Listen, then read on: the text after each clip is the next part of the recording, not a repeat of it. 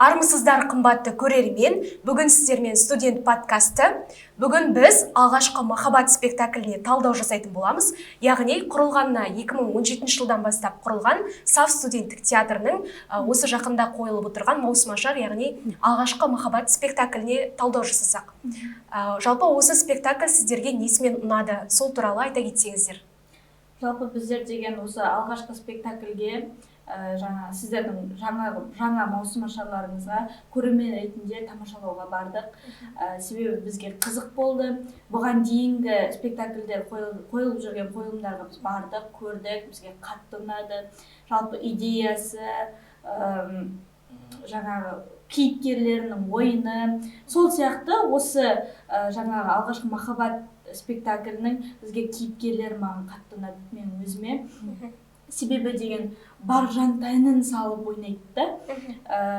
Әсіресе ер баланың рөлін ойнаған қыз маған қатты ұнады. Себебі бұзық ер баланың рөлін ойнап тұрғаннан кейін сендірді да адамды. Өзім ананың басында негізі ойладым ер бала шығар деп. Бірақ деген шамалы уақыт өткеннен кейін қыз бала екенін көріп, ойнағанын көріп, өзін ұстауын көріп, көрермендерге өзінің қалай кейіпкерін толық аша білгендігін біліп көріп отырдым. Және де алғашқы махаббат тек атауымен ғана аталып тұрған спектакль емес, оның ішінде қазіргі балдарымыз өзімізде де мектеп оқыды. Сол мектеп кезінде деген неше түрлі бұзақылықтар болды, балдардың тентектігі болды. Солардың барлығы көрсетті, бірақ қазір енді 2008 ба? 2008 жылғы балдардың 11 оқып отырған балдардікі ғой. Біздерде де олай болды ма, или басқаша болды ма, бірақ әйтеуір қызық болды өзімізге. Өзімізге ол кезде байқалмайды ғой. Сырттан көріп отырған бізге бір қызық болды. Басқаша сезім болды. Жалпы бұл сырттан көріп отырған, біз көрермен ретінде көріп отырық қой, ал оның артында бұл кісілердің қиыншылығы қатты болды. Оның өзінде сахнаның артында көрермен ретінде отырып, оны өзімізде сезіп отырамыз. Ойлап отырасың бір жағынан қалай болды екен деп. Жалпы байқасаңдар, бұл спектакльде осы жылдағы жасөспірімдер жастарға өтетіндей форматта жасадық. Өйткені комедия болғаннан кейін осы жылға сай әзілдерді барынша іздендік. Яғни біз дайын спектакльдегі сөздермен алып кеткен жоқпыз, өзгертулер енгіздік. Байқасаңдар, ішінде осы заманға сай бір қызық дейтін өтетін приколдар, әзілдер тикток түсіретіні, мұғалім сипаттағанда қазіргі трендтегі мем деп айтады ғой, солар бойынша өзін мұғалім сол арқылы көрсеткендігі байқалып тұрды бізге. Екі қыз мектепте ғой, әр сыныпта екі қыз жүреді, біреу жандостар, бір-бірімен. Психолог апайдың рөлін сомдаған бала маған қатты ұнады. Жаныма жақын бала сол болды. Ол қазір олардың барлығы негізі қазір біздің университетімізде екінші, үшінші, бірінші курстардың студенттері. Олармен сіздерге жұмыс жасау қиын болған жоқ па? Жалпы бұл спектакльде менің өзімде әртіспін. Байқасаңдар, директордың образын сомдадым. Бастапқы уақытта маған кішкене қиындау болды ол рөлді алу. Бірақ уақыт өте келе біз әрқайсымыз өзіміздің рөлімізді зерттедік, іздедік жан-жақтан. Солай әркім өзінше образын былай құрастырып шықты десем болады. Яғни ол оқушы барлығы бірдей оқушы емес, байқасаңдар, әркімнің образы әртүрлі. Әрқайсы әртүрлі әсер етеді көрерменге. Өзім директордың рөлін ойнадым. Ол жерде менің өзім жалпы қатаң, сондай бір белгілі бір мимикалар бар, сондай директордың рөлі ғой. Және сонымен қатар өзімнің ұлым да болды, ол жерде байқасаңдар. Оқушы өзімнің балама кәдімгідей назар аудартып сөйлеп қалған жерлерім болды. Сондай қызықты рөл болды. Жалпы мен өзім әртіс болсам да, ол спектакльге бір жан-тәніммен берілдім деп айта аламын. Яғни өзім бір жағынан ойнаймын, бір жағынан көрермен ретінде де қараймын да. Кейде ойлаймын, сахнадан түсіп кетіп өзім көрермен болып қарағым келіп кетеді. Шынымен андай ностальгия дей ма, қалай? Бізге өзімізге бір сағындырып сол мектеп кездерді, қызықтарды еске түсіретін сияқты. Сендерге жалпы қалай әсер етті? Қойылымнан кейін қандай неде болдыңдар, ойда болдыңдар, сезімде? қойылымнан кейін біз мектеп кезде еске түсірдік. Әсіресе енді директор, жаңа өзің директор болдың, оқушы мама деп қалады ғой, мен де өзім мұғалімнің қызымын дегенде, сабақтың үстінен папаларымыз сабаққа келіп қалса, мама, папа деп ұшып тұрамын да енді. Бірақ ол үйге келгенде айқайлайды мені, мектепте мама, папа деп айтушы болма деп үйдегілер. Сол ойлаймын, ана сені көріп отырған кезде мен өзімнің анамды көргендей болдым да. Ана бала мама деп орнына ұшып тұрады ғой мысалы. Сол қойылым қатты ұнады. Енді жаңағы айтайын дегенім, сен қойылымда болған кезде көрерменнің телефонын шұқылап отырғаны, сағыз шайнап шулап отырғаны сендерге әсер етті ме? Жалпы көрермен негізгі сахнадағы, жалпы өнердегі ең негізгі бастауыш деймін, қалай айтам, солардың бірі ғой. Көрерменнің ықыласы ең маңызды біз үшін, әртіс үшін. Жалпы біз спектакль басталатын уақытта көрерменнің лық толып жиналып жатқанын сездік, біліп отырдық. Менде жалпы өзім басталатын кезде кәдімгідей қобалжу болды. Бірақ сахнаға шыққан кезде көрерменнің энергиясы былай алып кетті ғой, көтеріп жіберді ғой бірден. Сол энергиямен біз соңына дейін алып кеттік деп айта аламын. Яғни ана жерде әркім өзінің образына кіріп кетті. Жаңағы оқушы өзінің оқушы болып жүр, мен директор болып өз-өзіммен жүрмін деген сияқты. Сосын көрермендердің жалпы беріліп тыңдап отырғаны бізге байқалды, менің өзіме байқалды. Жалпы бірақ қатты көрерменді ойлаған жоқпын, мындай өзімнің рөліме кіріп кеткеннен кейін сахнаны мүлдем мән бермегенмін ғой. Ана жерге кіріп, қосылып, сол оқушылардың несіне кіріп кеткенмін, образдарына.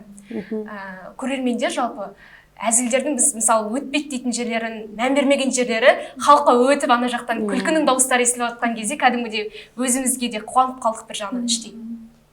Жалпы деген біздер барғанда сәл кешігіп бардық.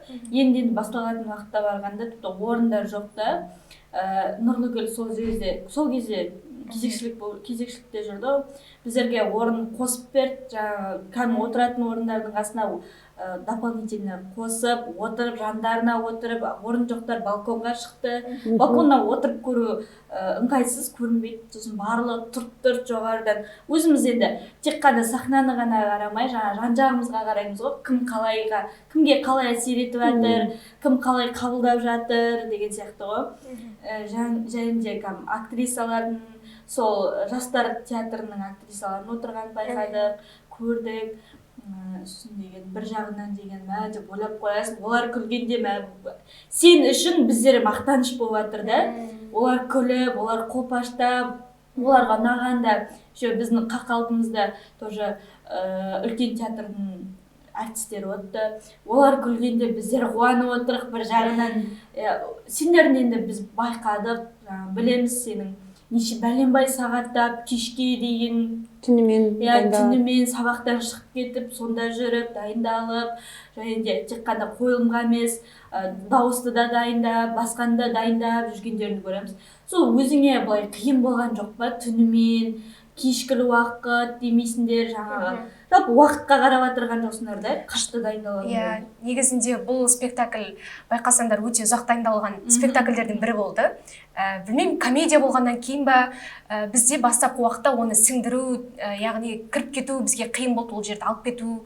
Бірақ бізге режиссеріміз бір жағынан кәдімгідей осы жастар театрының актері Хайруллин, білесіңдер ғой, сол бізге кәдімгідей көмек берді, бір жағынан қолдау берді, образымызды ашуға көмектесті деп айта аламын. Сендер жассыңдар, мектеп кезде еске түсіріңдер, алыңдар образдарыңды деп, яғни қолдау білдіргеннен кейін біз өзімізге сеніп, ана жерде әркім өз образдарын алып шықты.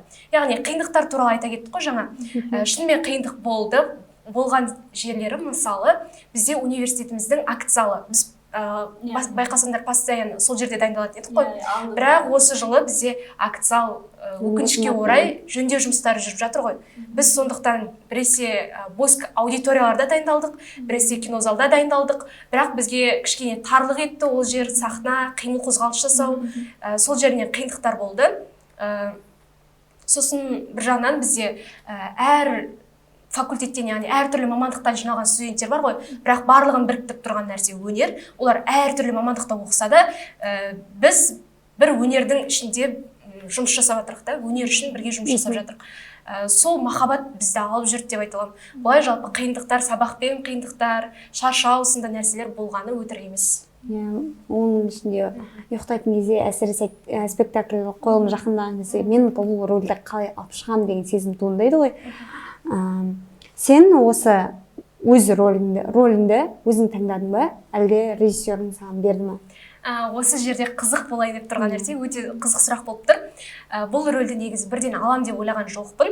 Бастапқы уақытта рөлдерді бөліп жатты ғой режиссер. Сол кезде әртүрлі образдарды оқытып көріп жатты.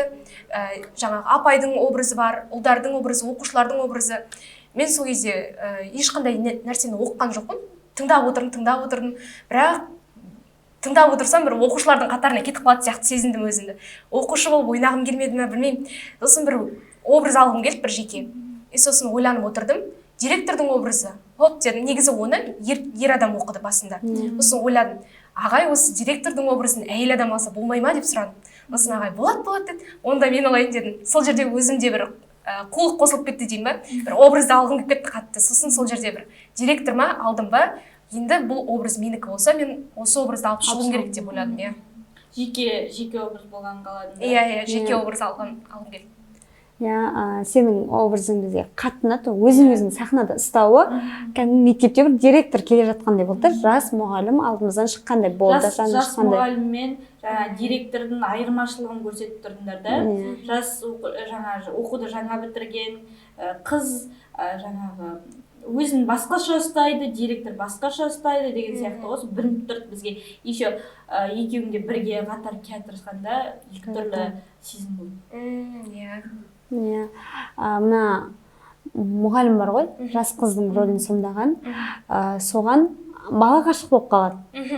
Сол жері енді қатты күлкілі болды. Енді ондай барлық мектепте барлық сыныпта бар. Ол өтірік емес, халық бір өзін көрген сияқты болған шығар. Өзін көргендей болды, иә. Мен соның ішінде шашын икке істеп отыра беретін қыз бар ғой. Сол мен өзімді көрдім соны отырған кезде. Өйткені шашымызды мектепте мен өмірі шашымды икке өріп алатын да. Осылай ортаға отыра беретін болдым. Мынау таза мен ғой деп айтатын. Мен деп бар. Видеоға түсірем, ана қыз бет жақындатып аламын да. Видеоға түсіріп аламын, таза мен деп. Енді осы қыздардың басын біріктіріп жаңа қиын деп айттың ғой. Енді ол қыздар қандай болады ғой, енді қыздар да сенде театрдан кейін, барлығы біткеннен кейін қандай сезімде болдыңдар? Қорқыныш болды ма? Байқасаңдар бар ғой, ол кездің энергиясы бар ғой, мүлдем басқаша болады екен. Мектеп кездің энергиясын өзіңе алатын болсаң, бір басқа әлемге түсіп кеткен сияқты боласың. Бізде кәдімгідей спектакль біткеннен кейін бір жеңілдік, бір аспанда ұшып жүрген сияқты. Сондай бір күшті энергияны сездік қой, лаулап тұрған бар ғой, бір өзім негізі директор болсам да жаңа оқушылардың энергиясы маған беріліп кетті ма, білмеймін, сол жерде сондай болды. Сонымен қатар бізде сахнада өмір сүру деген нәрсе бар ғой. Біз образды алып шыққанмен сахнада сол алған бойымызбен кетпейміз ғой. Сахнада бірге өмір сүруіміз керекпіз да. Халыққа кәдімгідей сендіруіміз керек. Сол рөлде жүргенімізді, сол директор, мысалы мен директор болсам, кәдімгі директор екенімді сендіруім керек сіздерді. Сол жерде мысалы біз осындай сахнада өмір сүру үшін осындай бір нелерді пайдаландық, әдістерді. Мысалы маған оқушылар көп жақындамайды. Мен директормын ғой, маған келіп сөйлеуге қорқады. Бірақ андай әзілдер қосып тұрады анда-санда. Директор апай, мен лагерьге жіберіңізші деген сияқты сондай приколдар қосады. Мен айтамын, жоқ, сенің тәртібің нашар, бармайсың деген сияқты. Сондай бір өзімнің де бір нелерімді қосып отырамын. Сол арқылы бір-бірімізге, яғни связь дейді ғой, байланыс орнап бастады. Сол байланыс халыққа да берілді деп ойлаймын ана жерде. Өйткені ана Жасболат үнемі маған келген кезде директор апай деп сескеніп жүреді ғой. Сахнадан тыста маған сондай қарым-қатынас жасайды да. И сахнамен бірге байланысқан кезде тіпті халыққа кәдімгідей көрерменге әсер етеді деп ойлаймын. Сахнадағы образдарыңды жаңағы былай өмірде де қолданып. Иә, өмірде де байланыстырдық қой. Өмірде байланыстыру арқылы сахнада да жеңіл ойнауымызға себеп болды сол нәрсе. Жаңа барлығының бастарын бірікті. Енді мына томпақ баланың аты кім еді? Көз алдыма томпақ бала еді. Өзімізге кәдімгі. Көз алдыма Біздерде Гүлфам екеуміз театрдан шыққаннан кейін шығып бірге бір жерге отырып талқыладық та. Сол кезде екеуміздің де ойымыздан бір шыққаны, бірдей болғаны сол бала да. Сол баланы ойнаған екеумізге де қатты ұнаған екен. Біз екі жақта отырдық, бірімізбен отқан жоқпыз, бірақ екі түрлі көзбен қарадық қой, екі жерден екі түрлі көзбен қарап отырғасын. Бірақ сонда да сол именно сол актер баланың сол ойнағаны екеумізге бір ыстық болды, өтімді болды.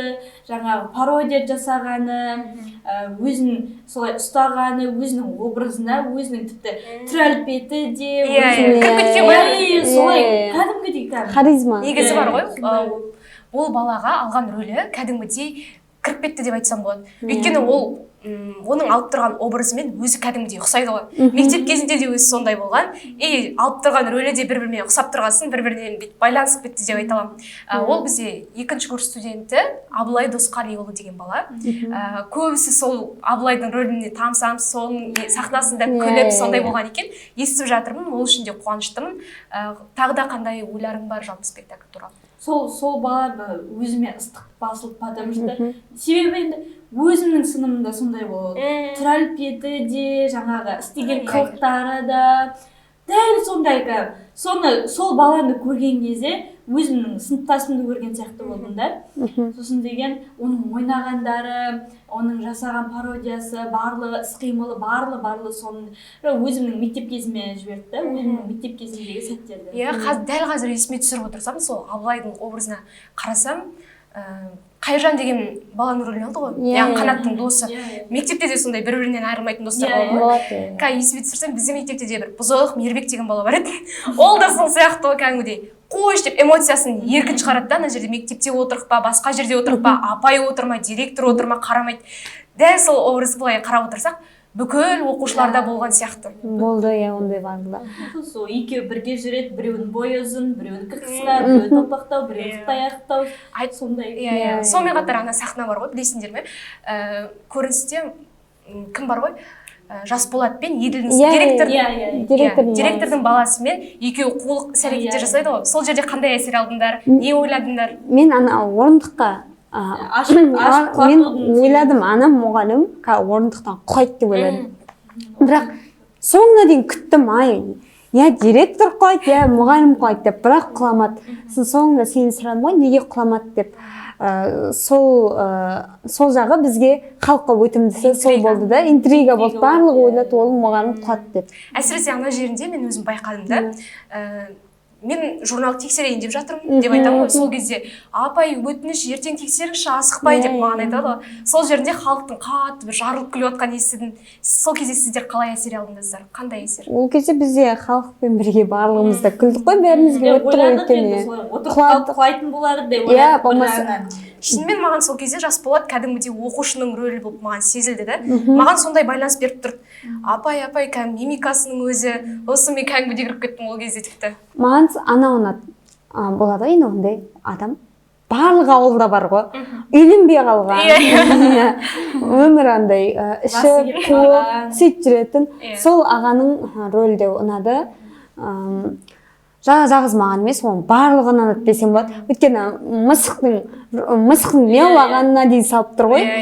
Сосын ойладым, мынау бір жағынан ойладым, үлкен болып еверсі емес пе екен деп ойлаймын. Жасы енді 30-40 адам ғой.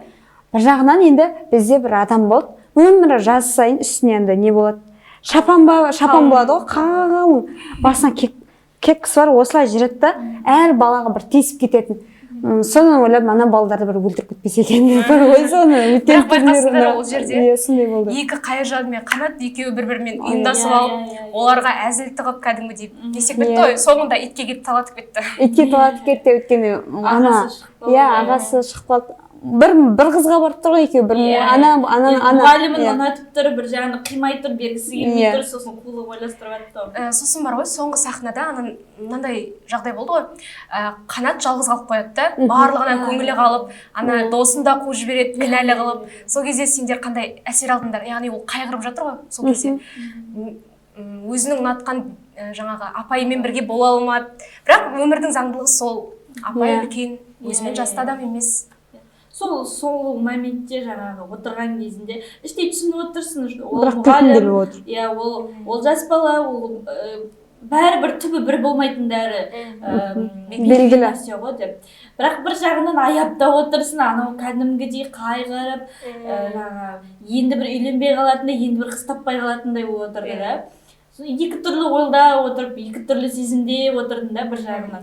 Сосын бір аяғы бір жақсы бірдеңемен аяқталатын мен ол кезде күліп оттым, өйткені баланың мұғалімді жақсы көріп тұрғаны ғой, жаңа мұғалім. Мынау Жанарай деген қыз екеуміз отырдық, мен мынау қуат екен ғой деп, не үшін мұңайып отыр деп. Енді бала жақсы көріп тұрған, бала махаббат қой ол балада. Сосын ана Катя деп айқайлайды ғой. Катя деп айқайлаған кезде бір қыз жүгіріп келеді, сол кезде қатты қуандым мен. Катя деген өсіп сүйкімді апа, көп кішкентай қыз. Халық күтпей қалған сияқты, ол жерде ешкім күткен жоқ. Сол уақытта негізі спектакль аяқталатын сияқты болып интрига болып келеді да, аяқ астынан Катя шығып қалады, халық оп деп жарылып қалады ғой. Бұл жерде де режиссердің идеясы, көбінесе бұл жерде тағы бір рөл болатын еді, Батыр деген нағашы ағасы. Оның да сахнасы болатын еді, бірақ бізде актерлар, яғни әртістер жетпей қалғандықтан ол сахнаны алып тастадық. Бірақ соның өзінде режиссердің шеберлігі осындай сахналарды бір-бірімен байланыстырып құрап берді бізге. Біз жалғастырып солай алып кеттік. Шынымен негізі сол Батырды күттік, себебі жаңағы мұғалім жас қыз, әдемі, соған бір келетін бір денелі, бойы ұзын, сондай адам келетін шығар деп ойладық. Енді ол бір жағынан әскерден келіп өтті ма? Сондай әскерден келе жатты деген деп айтты ағам. Сол кезде бір андай сцена күттім мен. Өзім іштей жаңағы бақытты семья дейді ғой, бақытты отбасының жаңағы үстінде кительмен, жаңағы әскери киіммен келе жатқан жігітпен қасындағы сүйкімді қызды жаңағы елестеттік. Бұл да бір көрерменнің қиялын әрі қарата өрбітіп тұр ғой. Яғни сахнада көрінбесе де көрермен өзінің қиялымен құрастырып кетті. Құрастырып алдық, сол бейнелі жігітпен жаңағы жас қызды құрастырып алдық өзіміз сол. Әсіресе айтты ғой, ана Қанат айтатын сөздер бар ғой. Менің ағам Батыр деген, ол әскерден келген деп мақтанып қалатын жері бар. Сол кезде келеді деп ойладық, қарындасын қорғайды деп. Сосын ана жерін айтып кетейікші. Бір жер бар ғой, тазалық секторын тексеретін жер, сол жер естерінде. Бізде мектепте вечно сондай ғой, андай тазалық сектор келеді да. Тазалықтарын тексерейін деп бүкіліміз тексеріп, қолымыз осылай істеп отыратын. Барлығының басынан өтті деп ойлаймын. Бәрінің басынан өтті. Енді жаңа екі қыз бар ғой, енді өмірі мұғалімдер де соны жақсы көреді, бірақ сыныптастар жек көреді оны. Сыныптастар жек көретін сондай бір 2-3 қыз болады, жабысып жүретін. Адам жынына тиетін болады ғой. Оны деген апай өзі тағайындайды ғой, сен тазалық секторысың, сен мәдениет секторысың деп. Сендерде болды ма? Жаңағы мектепте, жаңа сыныптың ішінде солай белгілеп қояды, сосын ол қыз тексереді. Ол қыз тексергенде енді бәрі дайын бола бермейді ғой. Бәрі дайын емес кезде тығылып, оған керісінше өзіне прикол тастап, соны дәл сондай қылып көрсетті бізге. Дәл сондай қылып көрсетті. Оның өзі бір ерекше бір әсер қалдырды деп ойлаймын онда. Сол айнадай қылып көрсетіп тұрған болса, біз осы бір мектеп кезді кәдімгідей еске түсіріп бердік деп ойлап тұрмын осы не арқылы, спектакль арқылы. Сонымен қатар психолог бар. Біз оны негізі ол сахна мүлдем неде жоқ, пьесаның шығарманың ішінде жоқ. Бірақ біз осы бір біздің заманымыздағы замандастарымызға, яғни жасөспірімдерге 2000-нан жоғары қарай өтеді осы барлығының басында өтті. Психологтар келіп, жаңағы тренингтер, музыкасын қосып қойып, көзімізді жұмамыз деген нәрселер барлығының басынан өтті. Неге қоспасқа деп біз режиссерға ұсындық. Режиссер біздің сахнамызды көрді, қосамыз деп шешім қабылдап, солай қосып жібердік. Именно осы баланың ойнағаны ғой, жаңағы. Сол бәріне өтті ғой, жаңа қосқандарында оны дұрыс болды. Енді мен сұрағым, бұл қойылымға Нұрлыгүл неге ойнаған жоқ, қатысқан жоқ? Не ойнаған жоқ деп. Себебі алдыңғы спектакльдер, алдыңғы қойылымдарда Нұрлыгүл ойнайды деп күттік қой бәріміз. Себебі Нұрлыгүл алдыңғы шкафта қанқабы ғой, сол қойылымда өзінің рөлін өте күшті қылды. Жоғары деңгейде алып шықты. Біз ойладық, солай болатын болады деп, бірге ойнайтын болады. Қазіргі уақытта Нұрлыгүл режиссермен қатар жетекшілікті қосып алып жүр ғой. Ол көбінесе біздің тәртіпке, мәдениетімізге, өзімізді ұстауымызға, көп жауапкершіліктің барлығын Нұрлыгүл көтереді, оған да оңай емес. Ол осы уақытта бір режиссерлік бойынша бір шығармасын алып шыққысы келді, бірақ та қосымша осы алғашқы махаббат спектаклін қою туралы ұсынысты тастап, аяқ астынан режиссеріне тапсырды, бізді тапсырып аманат етіп, өзі біздің тәртібімізге, жауапкершілігімізге солай бақылау жүргізіп жүрді. Бірақ рөл алған жоқ, өкінішке орай. Енді осыдан кейін тағы қойылым бола ма университетімізде? Бұйырса, жаңалықтар өте көп. Алдағы уақытта барлық көрермендер келеді, күтеді, асығады деп ойлаймын. Сонымен қатар бізде қосымша спектакльдер алдағы уақытта болады. Бірақ дайындықтарды көбірек талап етіп тұр алдағы уақытта. Бізде оқумен қатар осы спектакль бойынша, мысалы, алдағы уақытта сессиялар келе жатыр деген сияқты, емтиханның уақыт тығыз болады, ал студенттердің көбісі бос болмайды деген сияқты, оған да байланысты спектакльді алып шығу. Спектакльді алып шығу енді қиын ғой, енді кімге болса да, бірақ отырмыз ғой бәрі көрермен болып, жалғыз жастар емес, бұл кезде үлкен аталар да, әжелер де отырды. Мен соған қарап қуандым. Бұл үлкен кісілер біздің студенттердің жаңағыдай өнерін түсініп тұр ғой, бағалап отыр ғой деп. Олар күлген сайын жаңағы жанымызда отыр, көріп отыр, қалай күліп жатыр, қалай жаңа қойылымға қалай әсер етіп жатыр, оларға қол шапалақтап, кәдімгідей сөйтіп сүйсініп, тамсанып отырды да. Негізі сол үлкен сахнада ойнатуымыздың, сол сахнада өнер көрсетуіміздің өзі бізге үлкен жетістік деп айта аламын. Өйткені Атырау жастар театры, қалалық театр кәдімгідей өте көп көрерменнің жиналғаны бізге де кәдімгідей шабыт сыйлады деп айта аламын. Мүмкіндік бізде болса, мектеп осы университетіміздің қабырғасындағы осы акт залда қоятын едік, бірақ та бізге бұйыртып тұрғаны осы үлкен сахна болып тұрды. Және де көрермендер де жан-жақтан жиналып, осындай болғанда біз өте қатты қуандық деп айта аламын. Енді барлығымыз білеміз ғой, сендердің қалай ойнайтындарыңды. Бұның бұдан бір жыл бұрын да оң қолды да ойнап келдіңдер да, басқа қалаға барып. Оң қол спектаклі хоррор жанрындағы спектакль ғой. Ол спектакльде негізі мен болған жоқпын. Сол спектакльді университет қабырғасынан көрдім. Көргеннен кейін барып, мынау біздің университетіміздегі, шынымен осы университетіміздегі театр ма деп аузымда ашып қалдым да. Болды, мен на театрға не болса да кірем дедім. Кастингтен өттім. Кастингтен өткеннен кейін егер де мына кастингтен мені өткізбей қалса, келесі кастингке қайттан барам деген шешім қабылдадым. Бұл да бір ішімдегі бір қайтпас бір қалай ынта жігердің арқасы деп ойлаймын. Жалпы осыған дейінгі спектакльдердің барлығын деген біз тамашалап келдік, көріп келдік, бізге ұнады. Жаңағы енді сендерден болашақта тағы да осындай шедеврлардың шыққанын күтеміз. Қандай спектакль болса да бұйырса барамыз деп. Дами беріңдер, әрі қарай көрермендерің көп бола берсін. Спектакль туралы өз әсерлерімен бөлісіп, бірге талқылағандарыңа өте қатты қуаныштымын. Алған әсерлеріңмен бөліскендеріңе. Сонымен қатар, бұл көрермендердің көзайымы болған спектакльдің бірі болды деп ойлаймын. Көрермендердің жүрегіне жеткен спектакль деп ойлаймын. Барлықтарына рахмет айтқым келеді. Осымен подкаст өз мәресіне жетті. Қош, сау болыңыздар.